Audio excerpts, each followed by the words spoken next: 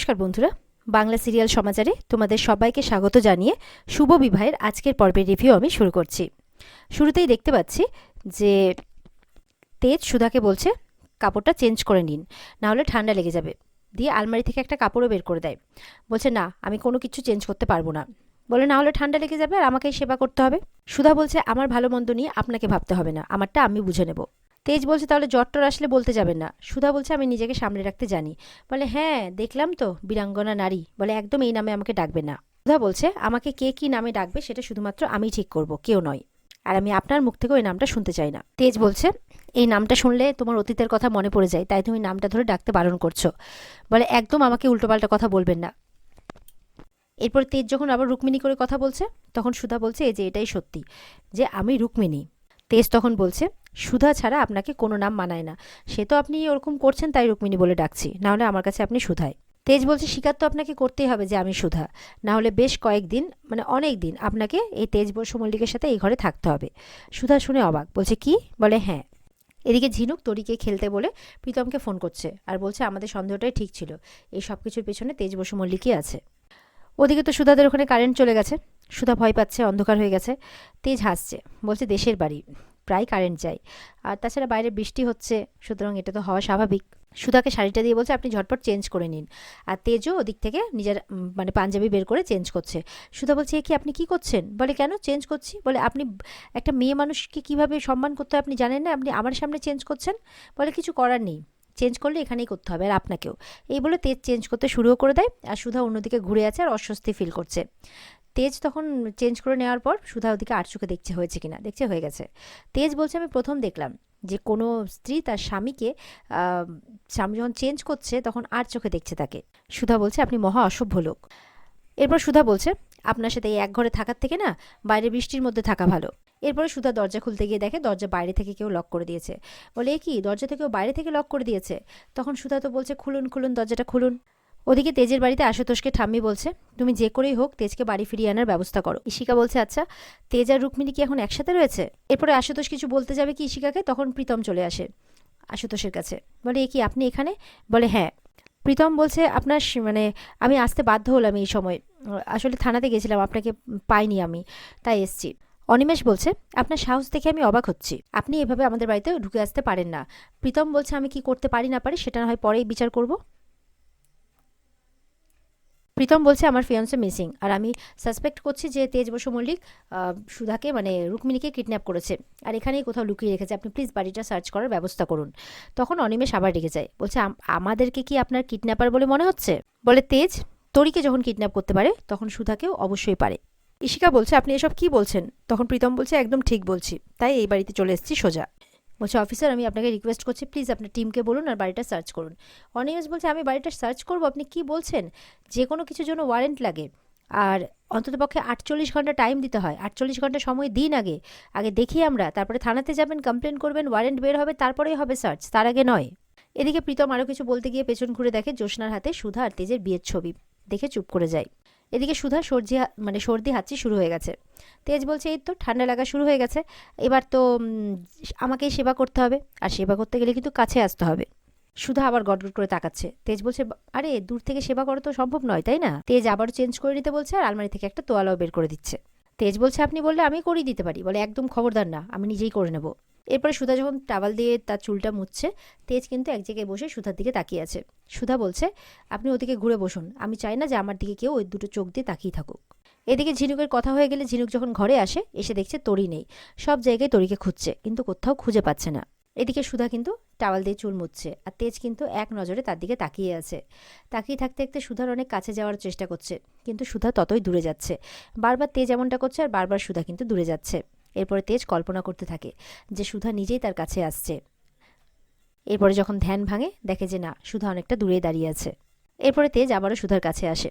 ওদিকে প্রীতম ওই হাত থেকে জ্যোৎস্নার হাত থেকে সুধা তেজের বিয়ের ছবিটা দেখে বলছে একটু দেখি। তখন দেখছে। তরিতা বলছে এই দেখুন এটা আমাদের সুধাদি, অবিকল রুক্মিণীর মতো দেখতে, তাই আমাদের দাদাভাই এরকম করছে। তখন প্রীতম বলছে আমি এতে কোনো ইন্টারেস্টেড নই, আমি সুধার ব্যাপারে মানে সুধাময়ীর ব্যাপারে জানতেও ইন্টারেস্টেড নই, আমি শুধু আমার কাজে এসেছি। ঠাম্মি বলছে তাহলে আপনি কি দরকার এখানে এসেছেন? প্রীতম তো ডাইরেক্ট বলছে আমি রুক্মিণীর খোঁজ করতে এসেছি, যাকে আপনাদের ছেলে তেজ বসু মল্লিক এই বাড়িতেই লুকিয়ে রেখেছে। প্রীতম বলছে আমি কোনো রিকোয়েস্ট করছি না, ওয়ার্ন করছি, ওকে খুঁজে এনে দিন, আমার ফিয়ন্সেকে আমার কাছে খুঁজে এনে দিন। অনিমেষ বলছে আপনার সাহস তো কম নয়, আপনি আমাদেরই বাড়িতে এসে আমাদেরকে থ্রেট করছেন, হুমকি দিচ্ছেন। তো প্রীতম বলছে বিপদে না পড়া পর্যন্ত কি হাত গুটিয়ে বসে থাকবেন আপনি? আশুতোষকে বলছে, বলে কিছু করার নেই, নিয়মটা মানতেই হবে। প্রীতম বলছে অফিসার আপনারা সবাই জানেন যে রুক্মিণী এই শহরে আসার পর থেকে তেজ বসু মল্লিক ওনাকে হ্যারাস করে চলেছে, আপনারা সবাই জানেন। তখন ঠাম্মি বলছে আমার দাদু ভাই কোনো অপরাধী নয় যে রুক্মিণীকে কিডন্যাপ করে এই বাড়িতে লুকিয়ে রাখবে। প্রীতম আবারও বলছে তরিকে কিডন্যাপ করতে পারলে উনি রুক্মিণীকেও পারবেন। এবার প্রীতম বারবার করে রিকোয়েস্ট করছে অনিমেষকে যে প্লিজ রুক্মিণীকে খুঁজে এনে দেওয়ার জন্য।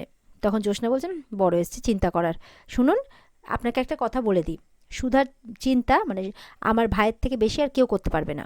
আপনি কি জানেন ওদের ভালোবাসার ব্যাপারে? ঠাম্মি বলছে দেখো বাবা, তুমি অযথা রাগারাগি করছো, আমরা এইসব ব্যাপার নিয়ে কিচ্ছু জানি না, আমাদের বাড়িতেও তো আজকে একটা অনুষ্ঠান ছিল। তুমি দেখো এই মেয়েটাকে, ইশিকাকে দেখিয়ে বলছে আজকে এই মেয়েটার আশীর্বাদটা ভেস্তে গেছে, তুমি ভাবতে পারছো মেয়েটার উপর দিয়ে মনের উপর দিয়ে কি ঝড় বয়ে যাচ্ছে। প্রীতম বলছে এসব উনি ইচ্ছে করে ঘটিয়েছেন, রুক্মিণীকে উনি সঙ্গে করে নিয়ে গেছেন, আমি তোরের ব্যাপারে শুধুমাত্র রুক্মিণীর কথা শুনে কিচ্ছু করিনি, কিন্তু এইবার আমি পুলিশ কেস করতে বাধ্য হব। এদিকে যখন বাজ পড়ে সুধা হঠাৎ করে তেজকে ধরে নেয়, তারপর বলছে সরি, আর মনে মনে বলছে আর দূরে সরে যায়, আর মনে মনে বলছে যে এটা কি হলো হঠাৎ করে, আমার কী সব ভাবছিলাম আমি তখন থেকে। তেজ বলছে লজ্জায় পড়ে গেছেন নাকি মিস রুক্মিণী? একজন পরপুরুষকে কতক্ষণ ধরে প্রায় জড়িয়ে ধরার মতো অবস্থায় আপনি ছিলেন, এসব যদি আপনার ফিয়ন্সে প্রীতম সিংহ রায় জানতে পারে তাহলে কি ভাববেন, এটাই ভাবছেন? এরপরে তেজ সুধাকে বলছে আপনার এই বিয়ে আশীর্বাদ সবকিছুই নাটক তাই না? কি হলো বলুন, টেলমি, চুপ করে আছেন কেন? সুধা চুপ করে আছে। এদিকে দেখা যাচ্ছে যে তরি বৃষ্টিতে ভিজেছে, আর তরি দিদা নিয়ে এসছে, সুধার মা মাথা মোছাচ্ছে, যে এরকমভাবে বৃষ্টিতে কেউ ভেজে সঙ্গে সঙ্গে তরি ঠান্ডা লেগে গেছে, বলে এই যে একদম সুধার মতো সঙ্গে সঙ্গে ঠান্ডা লেগে যায় একটু ভিজলেই। তখন বলছে আচ্ছা মাম্মাম কি আমাকে ভালোবাসে না, এইভাবে যে চলে গেল আমাকে ছেড়ে আসছেও না? বলে ঝিনুক এসছে, বলে কে বলেছে ভালোবাসে না, ঠিক চলে আসবে মাম্মাম, খাবার নিয়ে এসছে। এরপর যখন তরিকে খাওয়াতে যাবে তখন দেখছে তরি মাথা ঘুরে পড়ে যায়, চিন্তায় পড়ে যায় ঝিনুক, আর ঝিনুকের মা তরিকে সামলাতে থাকে। এদিকে সুধা কিন্তু সমানে মেয়ের জন্য চিন্তা করছে, তার মেয়ে তো একা থাকে না, তাকে ছাড়া থাকতেও পারে না, তাই তো সুধার খিদেও কিন্তু পেয়েছে। তেজ বলছে এখানে সামান্য কিছু খাবার আছে, খেয়ে নাও, নাহলে খালি পেটে তো তোমার ঘুম আসে না, নাও। সুধা বলছে আমি খাবো না। তেজ বলছে সুধা খেয়ে নাও, জেদ করো না, এরপর না খেলে কিন্তু শরীর খারাপ করবে। সুধা বলছে হোক শরীর খারাপ, সুধা বলছে হোক শরীর খারাপ, তাও আমি কিছুতেই খাবো না। ওদিকে আমার মেয়েটা আছে, কিছু খেয়েছে কি খায়নি তাও জানি না, কেমন আছে তাও জানি না, এদিকে আমি স্বার্থপরের মতো খেয়ে নেবো? বলছে আমি গল্প বলে খেতে না দিলে ও খেতে পারে না, মানে খাইয়ে না দিলে খেতে পারে না, মাথায় হাত বুলিয়ে না দিলে ও ঘুমোতে পারে না। চিন্তা করো না, বাড়িতে মা ঝিনুক সবাই আছে তো, ওরা ঠিক খেয়াল রাখবে। সুধা রেগে যায়, বলছে চুপ করুন আপনি, আপনি ইচ্ছে করে আমাকে আর আমার মেয়েকে আলাদা রেখেছেন।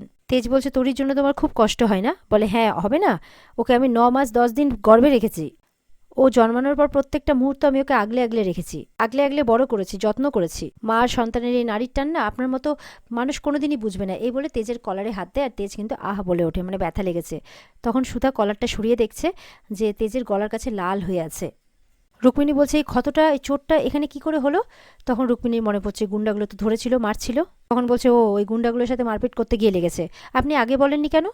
তেজ বলছে কাকে বলবো, 5 বছর ধরে তো শুধু আঘাতই পেয়ে যাচ্ছি, হাজার চোটে মনটা রোজ ক্ষত বিক্ষত হচ্ছে, তার কাছে এটা কিছুই না, এখন অভ্যেস হয়ে গেছে। এই বলে যখন আবার ড্রিঙ্ক করছে তখন বোতলটা নিয়ে টেনে নেয় সুধা, আর সব মানে বোতলের ড্রিঙ্কগুলোকে ফেলে দিচ্ছে। তেজ বলছে কি করছেন? বলে অনেক হয়েছে এসব, ফেলে দিয়েছি, বেশ করেছি, নেশা ছাড়া আপনার জীবনে আর কিচ্ছু নেই না? এরপর যদি আপনাকে এসব খেতে দেখেছি না তাহলে কিন্তু খুব খারাপ হয়ে যাবে মিস্টার বসু মল্লিক। সুধা বলছে নিজেকে নেশাতে ডুবিয়ে রেখেছেন, আপনার সমস্ত সেন্স লোপ পাচ্ছে। তেজ তখন কিন্তু তরির কথা মনে করছে, তরিকে যখন ধরে নিয়ে গেছিল তখন তেজ যখন তখনও ড্রিঙ্ক করছিল তো তরি এভাবে বকা দিয়েছিল। তেজ মনে করছে তরির রাগ জেদ সব তো তেজ বসু মল্লিকের মতোই, তাহলে কি সত্যি তরি আমার আর সুধারই সন্তান? আর এখানে আজকের পর্ব শেষ হয়ে যায়। তো বন্ধুরা, এই ছিল আজকের পর্বের রিভিউ। ভালো লেগে থাকলে পর্বকে লাইক কমেন্ট করে জানাতে ভুলবে না, আর আমাদের সাথে জুড়তে চ্যানেলকে সাবস্ক্রাইব করতেও ভুলবে না। দেখা হচ্ছে তোমাদের সাথে আগামীকালকে, সবাই ভালো থাকবে, টাটা।